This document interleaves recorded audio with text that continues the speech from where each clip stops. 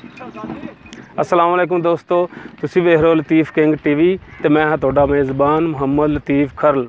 जिस तरह दोस्तों तुसी जानते हो कि असीं तुहाडे वास्ते नित नई मझां गावां दी वीडियो लैके आने आ।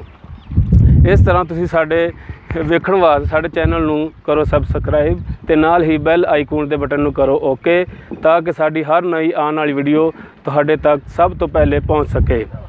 तो दोस्तों अज तुहाडे वास्ते एक गां दी वीडियो लैके आए हैं ते वो तुहानूं विखाने आ किहड़ी नस्ल दी है ते कदों दी सूई है, किन्ना दुध है, वो आप मालक नाल गलबात करके दसांगे तुहानूं।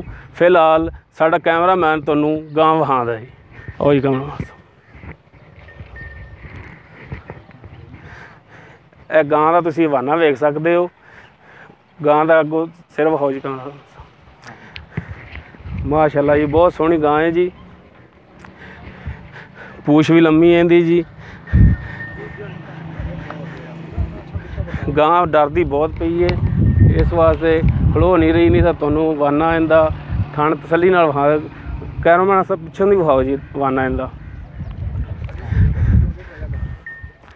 माशाअल्लाह बहुत सोहनी गां है जी। इहदे थल्ले मालक का कहना है कि दुध 15 किलो है, लेकिन आप फिर भी फिलहाल मालक नाल गल करके ते पुछने जी। आओ जी भाई जान। अस्सलाम वालेकुम जी। की नाम जी अपना जी? परवेज़ अली नाम जी मेरा। परवेज़ अली नाम। गां अपनी है जी? अपनी जी, अल्लाह दा माल है। अच्छा जी। अच्छा भाई जान, किहड़ी नस्ल दी गां है जी? सारे क्रॉस है, साहीवाल ते वलैतन। साहीवाल ते वलैतन। एक कितनी देर हो गई इन सूई नूं?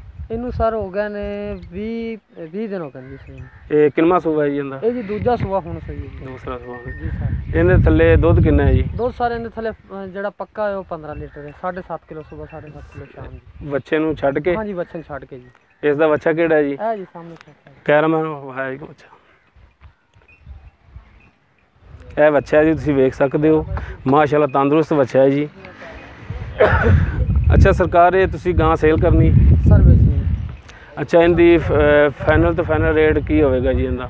ਫਾਈਨਲ ਤੋਂ ਫਾਈਨਲ ਰੇਟ ਸਰ ਇਹਦਾ 175 ਹੋ ਜਾਏਗਾ।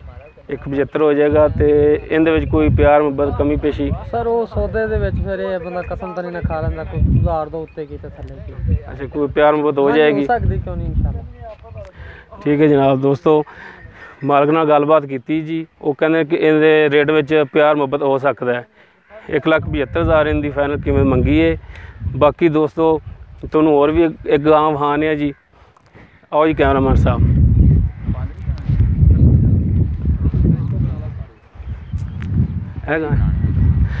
ਇਹ गां वेखो जी तुसीं। बाकी गां ये भी सूई हुई है। बाकी इहदा मालक नाल इहदे बारे भी गलबात कर सकते हैं। ये तो बच्चा विखाने जी, चड्डा विखाई माड़ा जी। बेहतरीन वाना है जी इसका, वेख सकते हो। गां डरदी बहुत है। हुण करने जी मालक नाल गलबात भी इसका की सकता। हाँ जी अस्सलाम वालेकुम। वालेकुम सलाम सर। हाँ जी भाईजान, ये किहड़ी नस्ल की गां है जी? सारे भी क्रॉस है गां ते पहला सूआ सूई चौगी मूँह दे विच, तारां दे थल्ले 14 लीटर है। ये 2 टाइम दी जी सर। बच्चे नूं छड्ड के? हां जी बच्चे नूं छड्ड के सर। मगर बच्चा है कि बच्ची? बच्चा है जी बच्चा। बच्चा है। ये कितनी देर हो गई इस सूई नूं? इहनूं तकरीबन 1 महीना हो गया जी सर सूई। 1 महीना हो गया सूई नूं जी सर। ठीक है। किहड़ी नस्ल है? ये क्रॉस है सर, वलैतन क्रॉस। वलैतन क्रॉस है। अच्छा सरकार, इसकी की कीमत होगी? सर इनका फाइनल 170 हो जाएगा जी। 170। कोई प्यार मुहब्बत इस दे विच हो सकता है जी, क्यों नहीं हो सकता? हो सकता है, हो सकता है। ठीक हो गया। दोस्तों एक होर तुहानूं गां विखाने जी।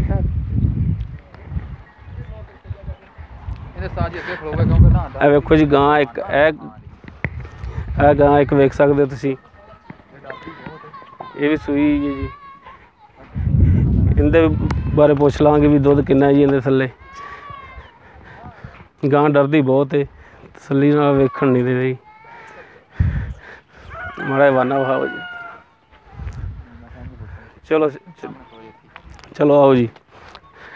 अच्छा जी, ये किहड़ी नस्ल है जी? सारे भी क्रॉस बैड, दूजन है। दूसरे मगर इहदे की? इहदे मगर बच्चा है जी। बच्चा है जी। ये कितना दुध दे रही है जी? सारे थल्ले 14 किलो दुध पक्का। 2 टाइम का? हाँ जी 2 टाइम का। इसकी कीमत कितनी होगी? सर इनका भी 170 है।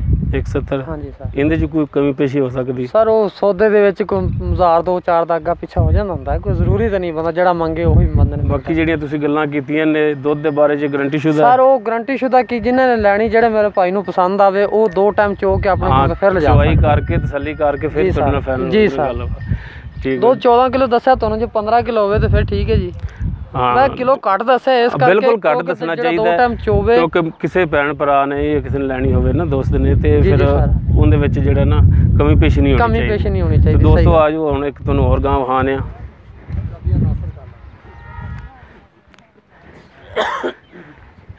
ਇਹ ਕਿਹੜੀ ਨਸਲ ਦੀ? ਸਾਰੇ ਆਸਟ੍ਰੇਲੀਆ ਨੇ ਗਾਂ। ਆਸਟ੍ਰੇਲੀਅਨ ਗਾਂ ਤੁਸੀਂ ਵੇਖ ਸਕਦੇ ਹੋ। ਇਹ ਸੂਈ? ਹਾਂਜੀ ਸਹੀ। ਕਿੰਨੀ ਦੇਰ ਬਾਖੜੀ? ਮਗਰ ਇਹਦੇ ਵਿੱਚ ਕੋਣੀ ਫਲ ਕੋਣੀ ਹੈ? ਦੁੱਧ ਕਿੰਨਾ? ਮਾਸ਼ਾਅੱਲਾ ਜੀ, ਵਾਨਾ ਵੇਖੋ ਜੀ ਇਹਦਾ।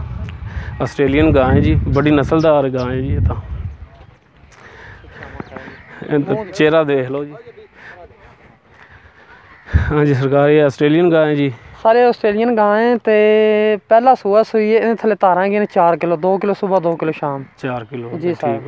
ਮਗਰ ਇਹਦੇ ਬੱਚਾ ਨਹੀਂ ਹੈ? ਅੱਛਾ, ਇਸ ਦੀ ਕਿੰਨੀ ਕੀਮਤ ਹੋਵੇਗੀ ਜੀ? ਇਹਦਾ ਸਰ ਮੁੱਲ ਤਾਂ 1.10 ਹੈ ਜੀ। ਅੱਛਾ ਜੀ, 1.10 ਤੁਸੀਂ ਮੰਗ ਰਹੇ ਜੀ, ਤੇ ਬਾਕੀ ਕਮੀ ਪੇਸ਼ੀ ਹੋ ਸਕਦੀ ਹੈ ਇਸ ਦੇ ਵਿੱਚ? ਸਰ ਉਹ ਤਾਂ ਜਦੋਂ ਕੋਈ ਲਾਏਗਾ ਤਾਂ ਉਦੋਂ ਫਿਰ ਬੰਦਾ ਗੱਲ ਕਰਦਾ ਹੈ ਨਾ।